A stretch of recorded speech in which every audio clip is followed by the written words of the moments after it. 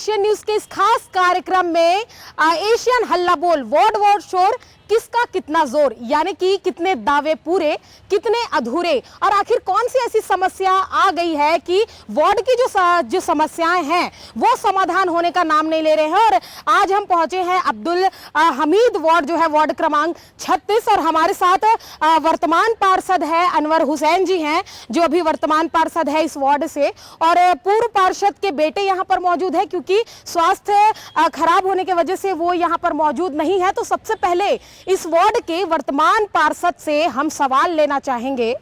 अनवर हुसैन अतरंगी प्रदर्शन करने के नाम पे जाने जाते हैं, कभी टावर पे चढ़ जाते हैं, कभी शीशे पे सर फोड़ते हैं, एमआईसी की बैठक में प्रदर्शन करते हुए नजर आते हैं। आखिर गवर्नमेंट भी जब थी ऐसी कौन सी नौबत आन पड़ी कि अनवर हुसैन को इस तरीके के प्रदर्शन करने की नौबत जो है वह आने होगी? लगातार बड़े नाले को लेकर हम बात करते रहे। यहाँ से पानी निकासी के लिए भी जब नाले का निर्माण कार्य का जो बजट बना उसको 1 जून से करा दिया गया, जिसमें एमआईसी में लाके जोन 4 में उसका टेंडर कराया गया। मेरा कहना ये था कि एक बार मेरे नालेज में डालते, क्योंकि पानी शहर का हृदय स्थल है और एक प्रमुख नाला है जो शहर के बीच से गया है, और यहीं से पूरा पानी सब शहर के निस्तारी का पानी यहाँ से जाता है। जब भी पानी गिरता है शहर में, अगर पानी भराव की स्थिति आएगी तो जो भराव की स्थिति में जब नाले हमारे प्रमुख नाले से ही पानी निकासी से वो भराव ख़त्म होता है, तो वहाँ कैसे आप डाइवर्ट करेंगे नाले को, उसको हमने योजना बनाई थी। डायरेक्ट पेट्रोल पंप तक लाके नाले को जयस्तंभ में जो पानी भरता है, मगर उसको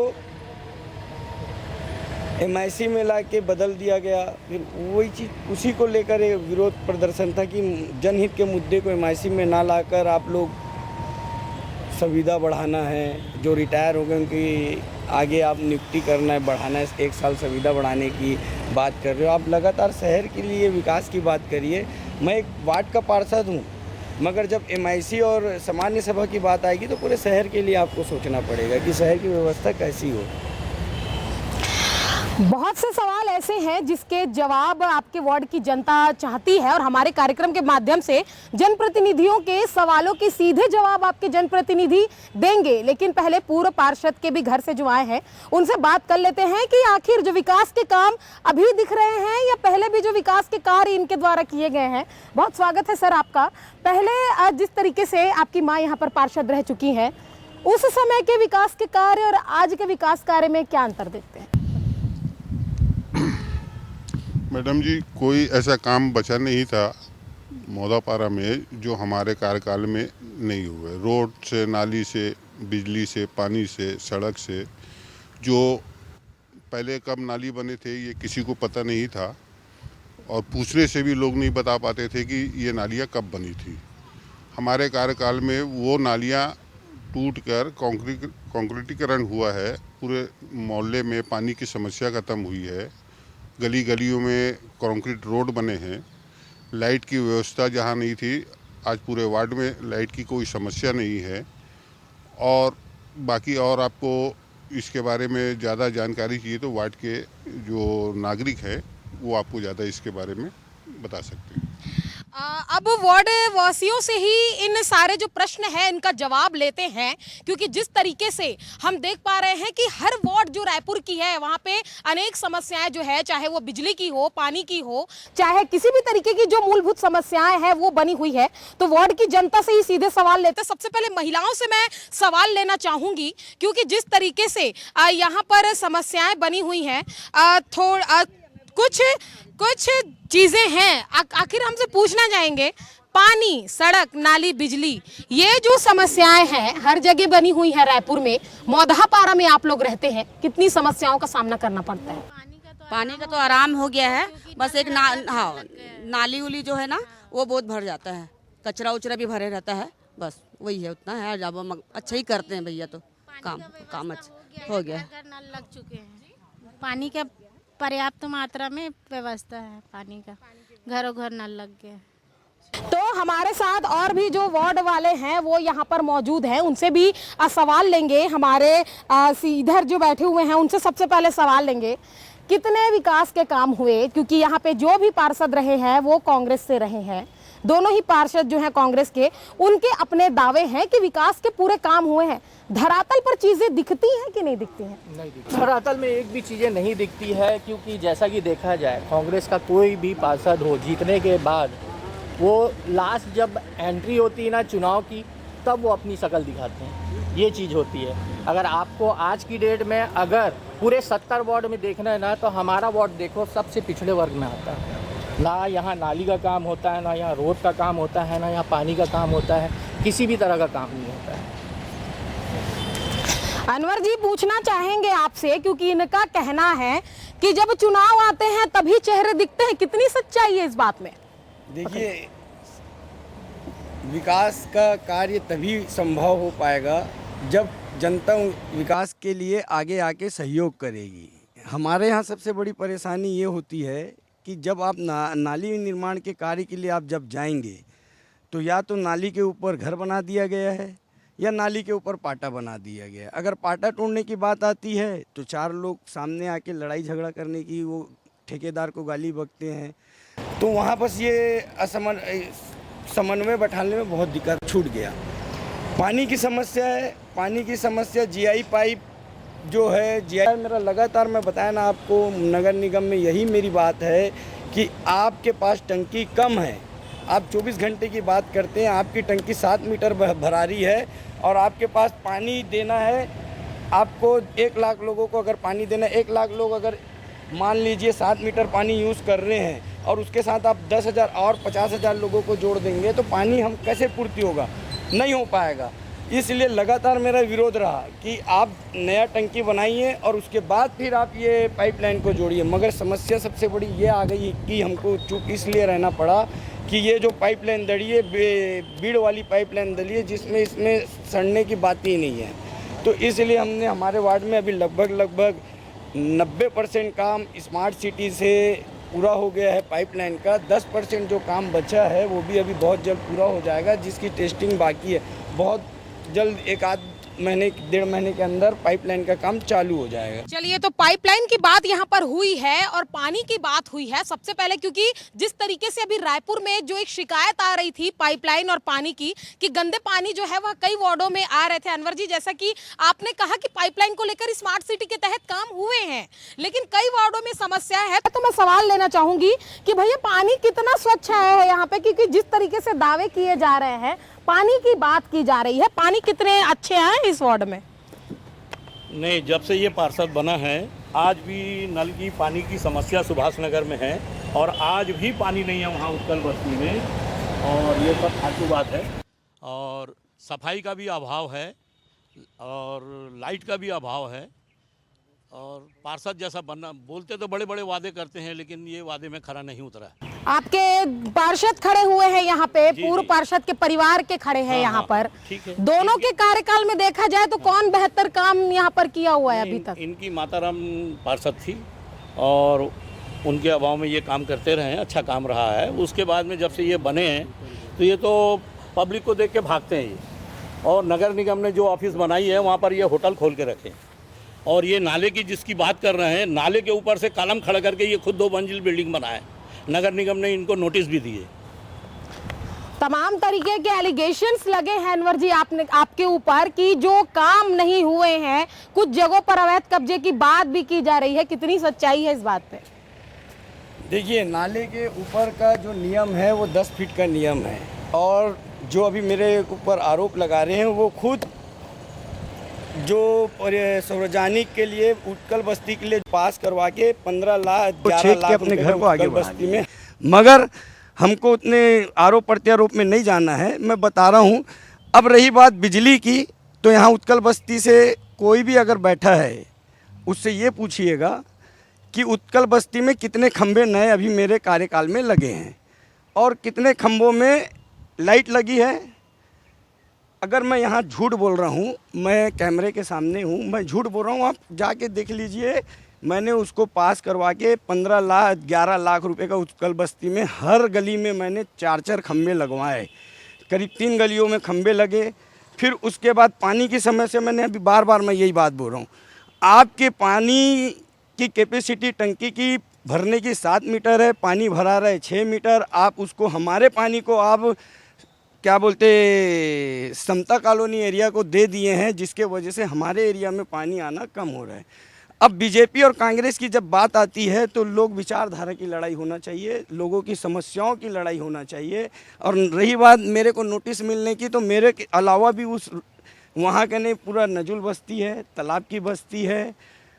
जो लोग बोल रहे हैं कि मैं अवैध निर्माण किया हूँ, तो वो लोग खुद अपना नक्शा ला के बता दें कि वो वैध है कि अवैध है।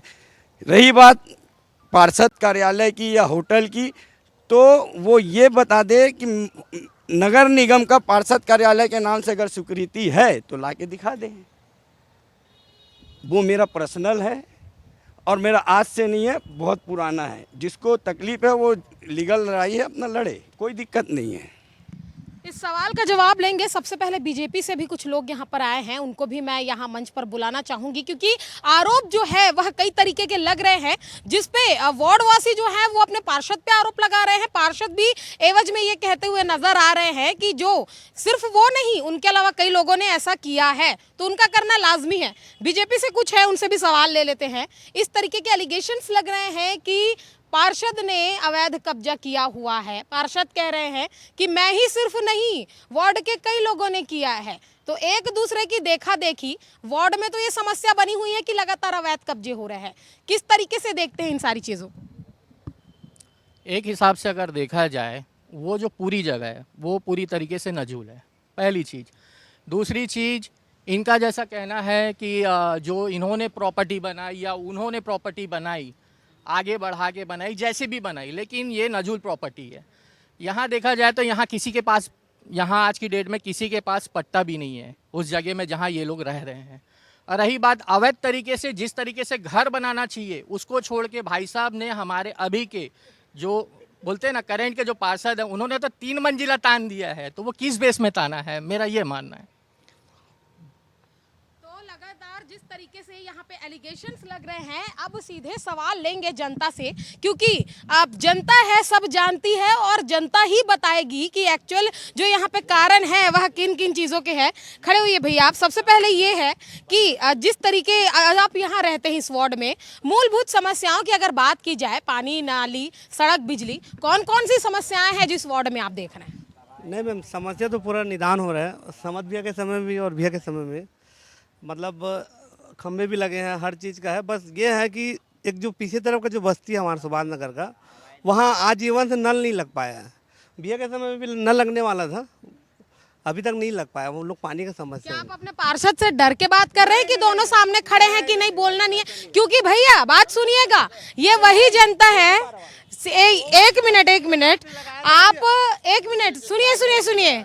आप वही जनता है जो धरना प्रदर्शन करते हैं, बहुत सारी चीजों पे बात करते हैं। आपसे जानना चाहेंगे अंकल, कौन कौन सी समस्याएं हैं जो इस वार्ड में? खड़े हो जाए सर। हम तो यूपी के रहने वाले हैं, जो मालदार हैं वो सब अवैध ज़मीन के बहुत रखवाले बनते हैं, सब झूठ बोलते हैं, गरीब कुछ कह नहीं पाते। सब लोग जो है, जितनी प्रॉपर्टी है इनकी बाप की नहीं है। और भी बहुत सारे लोग हैं, उनसे सवाल लेना चाहेंगे। भैया, कुछ जनता तो बोलना नहीं चाहती, लेकिन जब समस्याएं होती है तो सड़क की लड़ाई लड़ने पे, नारेबाजी करने पे उतारू हो आते हैं। आपसे जानना चाहेंगे कितनी समस्याएं हैं, क्योंकि ऐसा नहीं है कि ऐसा कोई भी वार्ड हो जहाँ पे समस्याएं ना हो। ये हवलदार अब्दुल हमीद वार्ड जो रहा है वो समस्याओं से भरा हुआ है। यहाँ भूमाफिया सक्रिय, यहाँ भ्रष्टाचारी सक्रिय। यहाँ पर आप देखोगे कि एक जो रसूखदार है, सफाई उसके यहाँ होगी, उसके क्षेत्र में होगी। गरीब आदमी कोई पूछने वाला नहीं है। आज मेरे साथ सुभाष नगर चलिए, ऐसे मौसम में वहाँ पानी नहीं है। अभी आपको एक बस्ती की बात बता रहा हूँ यहाँ पीछे की। अभी 4 दिन पहले ही जो बारिश हुई थी, लोगों के घरों में सांप घुसे थे वहाँ। ना सफाई व्यवस्था, पानी निकल नहीं रहा है, कचरा इतना भरा हुआ था कि हम लोग सब मिल करके रात के वहाँ पर सफाई किए खुद। अभी जो महिलाएं बैठी थी उनसे पूछना था वो चीज़ को। सांप लोगों के घर में बह बह के, जो बारिश में सांप आया था वो सांप घुसा हुआ था। जैसा पार्षद जी ने कहा कि वो मेरा निजी है, मैं आपको बता दूं कि वो मंदिर की ज़मीन है जिस पे पार्षद जी ने कब्जा किया है, और मैं उसमें लिखा पढ़ी की हूँ। पीएमओ में डालने के बाद में ऊपर का एक हिस्सा टूटा है, नगर निगम की साँठ गांठ से पूरा चल रहा है। माफिया सक्रिय जिसकी जहां मर्जी वहां कब्जा कर ले, नाली बंद हो जाए। नाली खुद इन्होंने बंद किया है, जनता नहीं बंद करी, पाटा उन्होंने नहीं बनाया। ये पानी निकासी के नाम से यहाँ एक दूसरी नाली बनाए, नाली बनाने के बाद में उस नाली का कोई उपयोग नहीं है। पीछे जो है उस तरफ एक नाला बना हुआ है परमानेंट, उसके बाद में भी उस पानी को बंद कर दिया गया ताकि वो बस्ती को खाली करवा सके। इसके पहले भी बता रहा हूँ, जैसे कि अभी बस्तियों में पट्टा बंटा है सभी जगह, इनके मुख्यमंत्री ने बोला था कि पट्टा वितरण करेंगे। आज सिर्फ चेहरा देख करके एक क्षेत्र में सिर्फ पट्टा बांटा गया है। जिनके पास 84 का पट्टा है, जो पुराने 50 साल 60 साल से रहने वाले, उनका पट्टा रिन्यूअल नहीं किया गया। और तो और 23 जुलाई 1923 को, ये 2023 में इनके द्वारा जारी किया गया कि हवलदार अब्दुल हमीद वार्ड जो है झुग्गी मुक्त है, यहाँ पट्टा बांटने की ज़रूरत नहीं है। मैंने उसमें आपत्ति लगाया था और पूरी फोटो खींच करके कलेक्टर के पास में आपत्ति लगाया था, जिसमें एक शिविर लगा था। यहाँ शिविर लगने के बाद में वो लोगों ने अपना आवेदन प्रस्तुत किया। कई लोगों को 1 घंटे के लिए मात्र शिविर लगाया गया। समस्याएं तो इतनी है कि आप जितना देखोगे उतना कम है। यहाँ कभी समस्याओं का निदान नहीं हुआ है।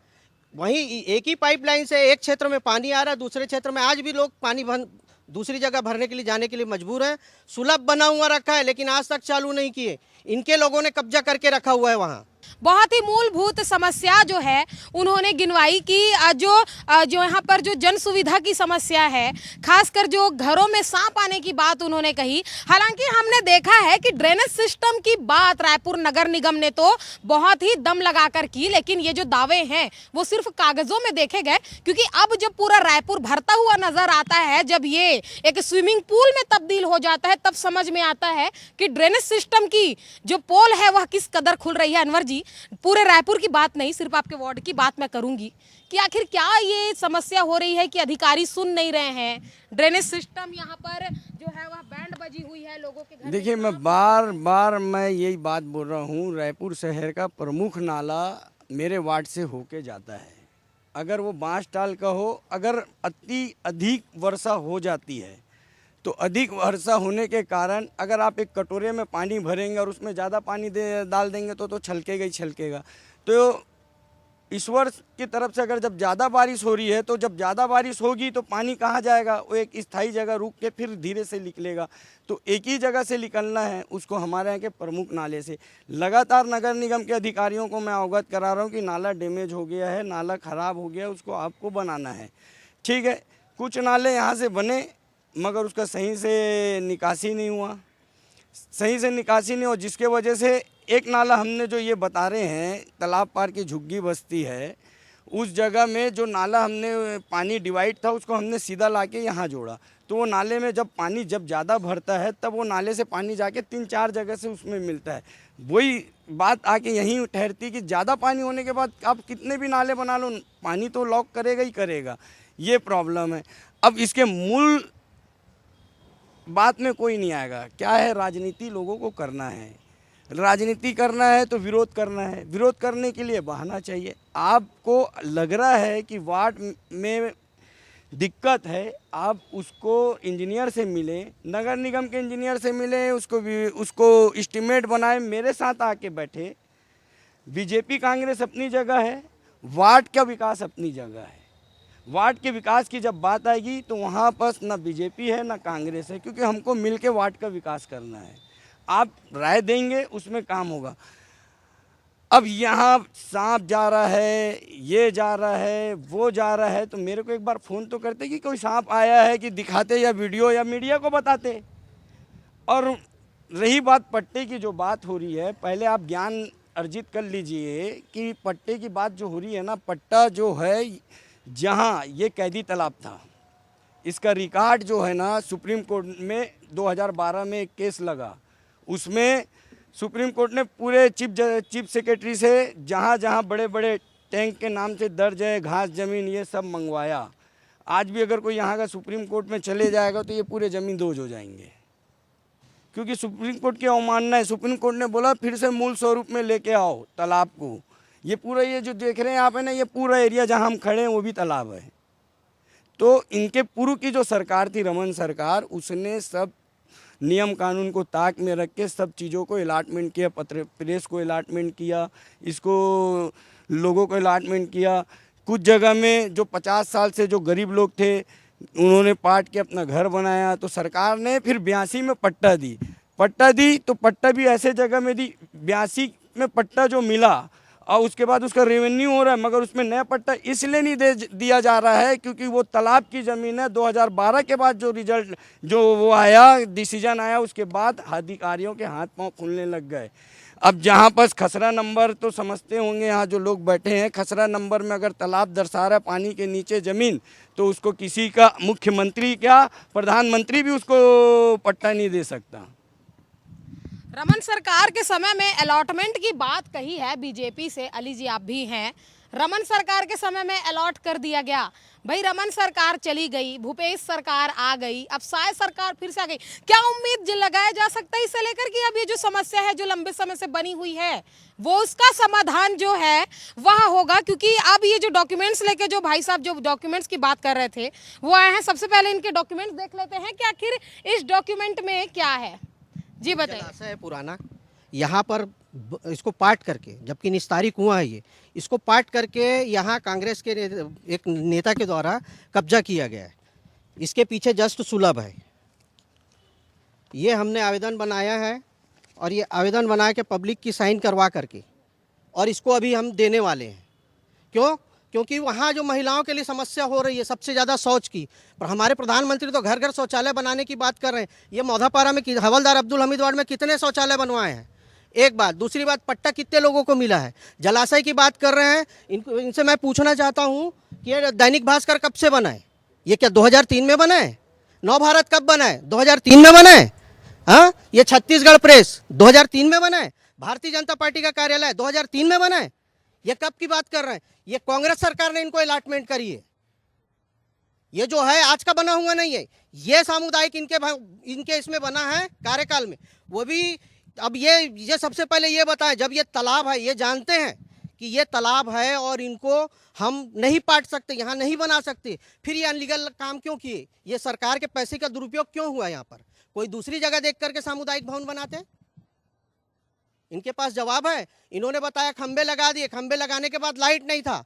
हम लोगों ने पूरे सुभाष नगर के बस्ती के लोगों ने मिल करके जन आंदोलन किया है, तब जाके उसमें लाइट लगी है और आज भी पानी की समस्या से जूझ रहे हैं वो लोग। सवाल जो है वो अब सीधे होंगे कि आखिर क्या कारण है कि जो चीजें हैं वह समस्या जो है समाधान हो नहीं पा रहे हैं। सवाल है युवा के, राजनीति से हटके। जो रोड प्रमुख रोड बन रही थी, प्रमुख रोड की जो खुदाई हुई, ठेकेदार ने वो किया, उसको स्टिक निर्देश था कि आप टैंकर चलाएंगे तभी आप कहोगे, नहीं तो खुदने नहीं दिया जाएगा। तौर पे टैंकर चलाया गया। सवाल ले लीजिए, सवाल ले लेते हैं, सवाल लेते हैं। कितने लोगों को आवास योजना के तहत मकान दिए? आपने अपने घोषणा पत्र पे ये चीज का ऐलान किया था, लोगों को मूर्ख बनाकर आपने वोट लेने का काम किया है। अगर इस चीजों का जवाब दे सकते तो दीजिए। लोग थे उनको हमने प्रयास। अनवर जी उनको माइक दे दीजिए, पहले उनसे सवाल ले लेते हैं, जवाब फिर बराबर आपसे लेंगे इस चीज का। आपके सवाल है, इस पर राजनीति नहीं होनी चाहिए, क्योंकि जो सवाल है एक युवा के तहत हम आपसे पूछ रहे हैं, कौन कौन सी समस्याएं जो प्रमुख रूप से आप देख पा रहे हैं जिसका जवाब आप जनप्रतिनिधि से चाहते हैं? यहाँ पर सवालों की तो गिनती नहीं है मैडम। मैं आपसे इतने सवाल इनसे पार्षद जी से इतने सवाल पूछ सकता हूँ, लेकिन प्रमुख तौर पे मैं वो सवाल पूछना चाहता हूँ जिसमें से हमारे माननीय पार्षद जी ने चुनाव के समय में घोषणा किया और घर घर जाकर आपने तालाब पार में, यहाँ पर सभी लोग बैठे हुए जनता, आप इनसे पूछ सकते हो, इन्होंने लोगों से जाकर वादा किया कि आप मुझे वोट दीजिए, मैं आपके घर को तोड़वा कर यहाँ मकान बना कर दूंगा। बाद में वोट मिलने के बाद ये पलट गए। उसी तरह, ठीक उसी तरह जिस तरह से भूपेश बघेल ने यहाँ पर छत्तीसगढ़ की जनता को कहा कि आपको आवास मकान दिया जाएगा, लेकिन दूसरे तरफ उनको देखा जाता है कि प्रधानमंत्री नरेंद्र मोदी जी जो जनता का भला चाहते हैं, उनकी आवास योजना को छत्तीसगढ़ में रोक दिया जाता है। तो मैं आपसे पूछना चाहता हूं कि पिछले 5 सालों में भूपेश बघेल ने जनता के, गरीब जनता को जो घर बनवाने का काम माननीय नरेंद्र मोदी के द्वारा किया जा रहा था, उसको भूपेश बघेल ने और आपकी सरकार ने क्यों रोका? एक आखिरी जवाब चाहेंगे अनवर जी आपसे, क्योंकि समय भी हमारा हो रहा है, ऐसे में एक फाइनल आंसर एक जनप्रतिनिधि होने के नाते दीजिए। जी, हमारे भाई बीजेपी के सक्रिय सदस्य हैं, उनको ये नहीं पता है कि भोपाल भूपेश बघेल सरकार ने 57,000 घर को पास करके सेंट्रल गवर्नमेंट को भेजी थी, मगर मोदी सरकार ने द्वेषपूर्ण हमारे उस प्रपोजल को रोक के रखा हुआ था। अभी उस प्रपोजल को हमारे पास किया है, पास करने के बाद अभी ये शायद सरकार ने उसको अपने नाम से घोषणा करवाया है। आप इसको रिकॉर्ड निकाल दिया। और दूसरी बात ये है कि भैया हमारा छोटा भाई वार्ड का ही है, छोटा भाई है मेरा अगर कहीं पर भी लिखी मैंने किसी को दिया हूँ कि मैं आपके घर बना के दूंगा या मैं आपको प्रधानमंत्री आवास में बार बार बोल रहा हूँ, पात्र ही लोगों को आवास मिलेगा और हमने पात्र लोगों को आवास बनाने के लिए दिया, यानी उसका सर्वे कराया है, उसको भेजवाया है, मगर सेंट्रल गवर्नमेंट का जो अनुदान राशि है वो नहीं मिलने के कारण 57,000 घर रुके हुए थे और जिसको भूपेश बघेल की सरकार को फायदा ना हो करके मोदी ने रोक के रखा था। और उसका अब क्यों रिलीज किया, पहले क्यों रिलीज नहीं किया? ठीक है, पहले रिलीज करते तो भूपेश सरकार को फायदा होता, करके उस समय रिलीज ना करके अब रिलीज करके अपनी वाहवाही लूट रहे हैं। पहले आप जानिए, डॉक्यूमेंट लाइए कि उन्हें पास किए, डॉक्यूमेंट रख के बताइए। मैं आपको जाता हूँ, निकाल के देता हूँ डॉक्यूमेंट। बघेल ने चुनाव के पहले घोषणा करी थी कि हमने दिया है प्रपोजल बना के, मगर सेंट्रल गवर्नमेंट से हमको अनुदान नहीं मिल रहा था, करके वो रुका हुआ था। ठीक है। तो 70 वार्ड हैं राजधानी रायपुर में और 70 समस्याएं हैं। और जो अब्दुल हमीद वार्ड है, वार्ड क्रमांक 36, यहाँ की जनता क्या कहती है और इन जनता के सवालों पर इनके जनप्रतिनिधि क्या कहते हैं, ये आपने सुना। अगली कड़ी में फिर मुलाकात होगी एक नए वार्ड के साथ। तो एशियन न्यूज के इस खास कार्यक्रम एशियन हल्ला बोल में जनता कितनी हल्ला बोलती है लगातार हम आपको दिखाएंगे, क्योंकि वार्ड शोर, किसका कितना जोर, इस पर सबकी नजर जो है वह बनी रहेगी। तो मुलाकात होगी एक नए कड़ी में एक नए वार्ड के साथ। मुझे दीजिए इजाजत, नमस्कार।